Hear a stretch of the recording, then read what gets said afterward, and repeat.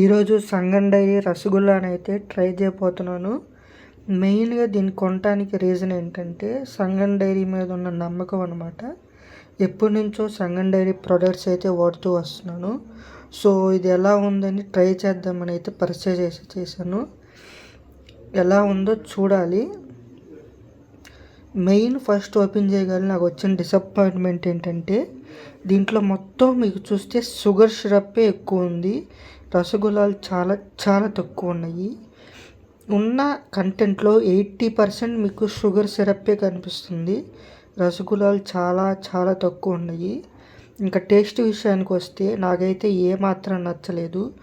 తీపి మాత్రం చాలా చాలా ఎక్కువైపోయింది. నార్మల్గా షాప్స్లో కొనే రసగుల్లాలే చాలా చాలా టేస్టీగా ఉన్నాయి. 80 రూపీస్ అనమాట నేనైతే పర్చేజ్ చేసింది. టోటల్ వేస్ట్ అని చెబుతాను. రసగుల్లాలు కూడా నాకెందుకో పట్టుకుంటే అసలు ఏమాత్రం అసలు బాగోలేదు. అదేదో బరక. Like, share and subscribe.